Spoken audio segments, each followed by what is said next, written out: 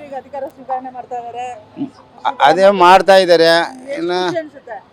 ಅಮ್ಮ ಯಾರು ಬಂದರೂ ನಮ್ಮ ಕಷ್ಟನ ತಪ್ಪಲ್ಲಲ್ಲಮ್ಮ. ಇವಾಗ ನಮ್ಮ ಕೆಲಸಗಳು ನಾವು ಮಾಡಲೇಬೇಕು. ಯಾರು ಬಂದರೂ ಕೂಡ ನಮಗೇನು ತಪ್ಪಲ್ಲ, ಯಾರ್ದು ಸಹಾಯ ಇರಲ್ಲ.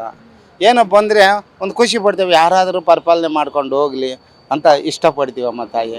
ನಮ್ಮದು ಸ್ವಂತ ಊರು ಬಂದು ಪಾವಗಡನ. ನನ್ನ ಹೆಸರು ನರಸಿಂಹಯ್ಯ. ಎಳ್ನೀರು ಹಿಡ್ಕೊಂಡು ಇಲ್ಲಿ ಜೀವನ ಮಾಡ್ತಾಯಿದ್ದೀನಿ, ತುಮಕೂರು ಡಿಸ್ಟಿಕ್ಕು. ಈಗ ಇವರು ಸಿದ್ದರಾಮಯ್ಯ ಸರ್ ಇಷ್ಟು ವರ್ಷ ಮಾಡಿದ್ರು, 3 ವರ್ಷ ಅವರು ಏನಂದರೆ ಸಿದ್ದರಾಮಯ್ಯ ಅಂದರೆ ಬಡವ್ರ ಬಗ್ಗೆ ಚಿಂತನೆ ಮಾಡ್ತಾರೆ. ಬಡಬಗ್ಗರ ಬಗ್ಗೆ, SC ST ಶೆಡ್ಯೂಲ್ ಕಷ್ಟ ಎಲ್ಲಿದ್ದಾರೋ ಅವ್ರನ್ನೂ ಸ್ವಲ್ಪ ಮೇಲಕ್ಕೆ ಎತ್ತೋಣ ಅನ್ನೋ ಭಾವನೆ ಇರುತ್ತಮ್ಮ. ಅವರು ಬಂದಿರೋದು ಬಡ ಕುಟುಂಬದಲ್ಲಿ ಬೆಳೆದು ಬಂದಿರೋರು. ಆ ದೃಷ್ಟಿಯಿಂದ ನಮ್ಮ ಬಡವ್ರ ಕಡೆ ಕಾಳಜಿ ಇರುತ್ತೆ. ಅದಕ್ಕಾದ್ರೆ ಸಿದ್ದರಾಮಯ್ಯನ ಇಷ್ಟಪಡ್ತೀವಮ್ಮ. ಈಗ DK ಸಾಹೇಬ್ರು ಬಂದ್ರೆ ಬಡವರ ಬಗ್ಗೆ ಕಾಳಜಿ ಮಾಡಲ್ಲ ಅಂತೀರಾ? ಕಾಳಜಿ ಅವ್ರಿಗೂ ಇದ್ರೂ ಸ್ವಲ್ಪ ಶ್ರೀಮಂತನಲ್ಲಿ ಬಂದಿರ್ತದೆ, ಅಷ್ಟೊಂದು ಇರಲ್ಲ. ಬಡವ್ರಿಗೆ ಇದ್ದಷ್ಟು ಶ್ರೀಮಂತರಿಗೆ ಕಾಣಲ್ಲಮ್ಮ. ಯಾ ಕಡೆ ಮಲಗಿದ್ರು ನಿದ್ದೆ ಬರುತ್ತೆ, ಬಡವ್ರಿಗೆ ಬರಲ್ವಲ್ಲ. ಅಲ್ಲ, ತಪ್ಪು ತಿಳ್ಕೊಬೇಡಿ ನಾನು ಹೇಳೋ ಮಾತು. ನೀವು ಕರೆಕ್ಟಾಗಿ ಹೇಳ್ತಾ ಇದ್ರೆ ಹೇಳಿ, ನಿಮ್ಮ ನೋವು ನಿಮ್ಮ ಹಳಲದು. ಹೌದಮ್ಮ. ಇವಾಗ ನಾವು ಇದು ಮಾಡಿದ್ರೇ ಜೀವನ ನಮ್ಮ. ಅವರು ಸಾಹೇಬರು ಎಲ್ಲ ಯೋಚನೆ ಮಾಡ್ತಾರೆ, ಎಲ್ಲ ಹಳ್ಳಿಗಳ ಕಡೆನೂ. ನಮ್ಮ ಸಿದ್ದರಾಮಯ್ಯ ಅವರು ನಮ್ಮ ಪಾಗೋಡ ಕೂಡ ಮೊನ್ನೆ ವೆಂಕಟರಮಣಪ್ಪ ತೀರ್ಕೊಂಡ್ರಲ್ಲ, ಕಾಂಗ್ರೆಸ್ ಲೀಡ್ರು ನಮ್ಮದು. ಮತ್ತು ಇವ್ರನ್ನೂ ಗೆಲ್ಸಿದ್ದೀವಿ, ಯಾರನ್ನೂ ವೆಂಕಟೇಶ್ನು ಇವಾಗ ಬಂದವ್ರೆ.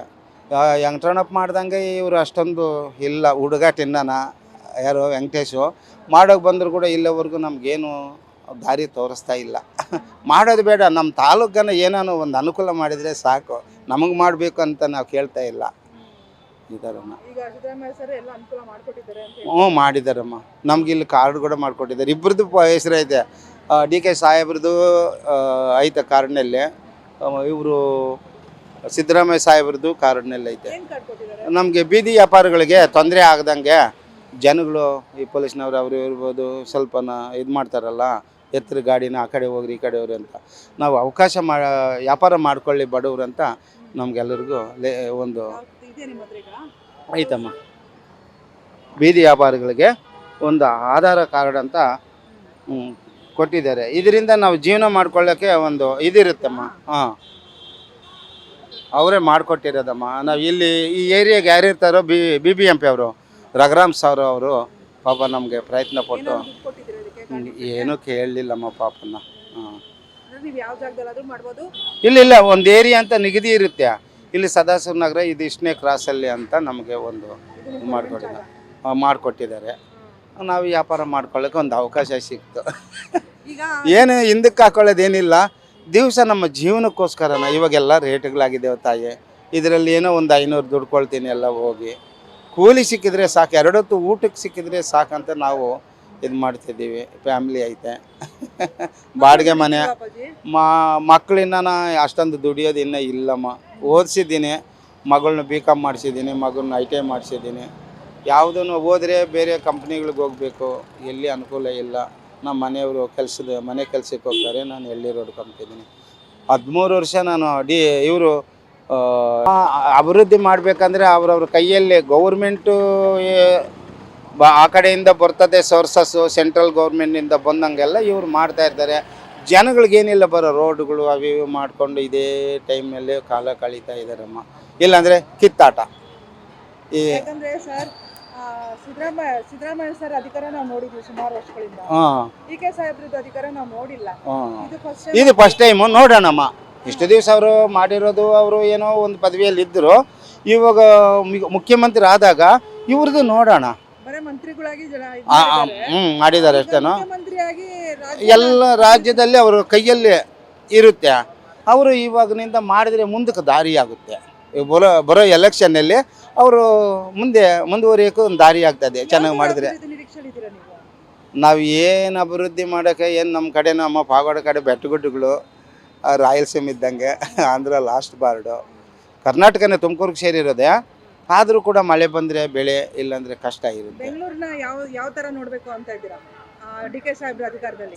ಡಿ ಕೆ ಸಾಹೇಬ್ ಅಧಿಕಾರದಲ್ಲಿ ಬಂದಾಗ ಸ್ವಲ್ಪ ಏನನ್ನ ಮಾರ್ಪಾಟು ಸ್ವಲ್ಪ ಚೇಂಜ್ ಮಾಡ್ಬೋದು. ಯಾವ ತರ ನಿಮ್ಮ ಮನಸ್ಸಲ್ಲಿ? ಸ್ವಲ್ಪ ಡೆವಲಪ್ ಮಾಡೋದ್ರಾಗಲಿ ಯಾವುದನ್ನು ಇಂಪ್ರೂವ್ ಮಾಡ್ಬೋದು. ಯಾವ ವಿಚಾರದಲ್ಲಿ ಅಂತ? ರೋಡ್ಗಳಾಗಲಿ ಯಾವಾಗ್ಲೂ ಟ್ರಾಫಿಕ್ಗಳು ಅವು ಇವು ಇರ್ತಾವಲ್ಲಮ್ಮ, ಅದನ್ನೇ ಸ್ವಲ್ಪ ರೋಡು ಸ್ವಲ್ಪ ಅಗಲ ಮಾಡಿಸಿ ಜನಗಳಿಗೆ ತೊಂದರೆ ಆಗದಂಗೆ ಮಾಡಿಕೊಡ್ಬೋದು ಅಂತ ನಮ್ಮ ಅನಿಸಿಕೆ ಐತೆ. ಡಿ ಕೆ ಸಾಹೇಬ್ರ ಅಧಿಕಾರ ತುಂಬಾ ಮಾಡ್ತಾ ಇದ್ದಾರೆ. ಎಷ್ಟು ಮಟ್ಟಿಗೆ ಖುಷಿ? ತುಂಬ ಖುಷಿ ಇದೆಮ್ಮ. ನಮ್ಗೆ ತುಂಬ ಕಾರ್ಯಕರ್ತರು ಭಾಳ ತುಂಬ ಆಸೆ ಇತ್ತು, ಡಿ ಕೆ ಶಿವಕುಮಾರ್ CM ಆಗಬೇಕು ಅನ್ನೋ ತುಂಬ ಆಸೆ ಇತ್ತು. ಇವಾಗ ಆಸೆ ನೆರವೇರ್ತದೆ, ಭಾಳ ಖುಷಿ ಆಗ್ತದೆ. ಇನ್ನು ಕೆಲಸಗಳೆಲ್ಲ ಚೆನ್ನಾಗಿ ಮಾಡ್ಕೊಂಡು ಹೋಗಲ್ಲ ಅನ್ನೋದು ಆಸೆ ನಮಗೆ. ಇನ್ನೇನಿಲ್ಲ, ಎಲ್ಲರೂ ಸಿದ್ದರಾಮಯ್ಯ ಸರ್ ಅವರೆಲ್ಲರೂ ಸೇರಿ ಒಗ್ಗಟ್ಟಾಗಿ ಎಲ್ಲ ಕೆಲಸಗಳೆಲ್ಲ ಮಾಡ್ಕೊಂಡು ಹೋಗಲ್ಲ ಅನ್ನೋದೇ ಆಸೆ ನಮಗೆಲ್ಲ.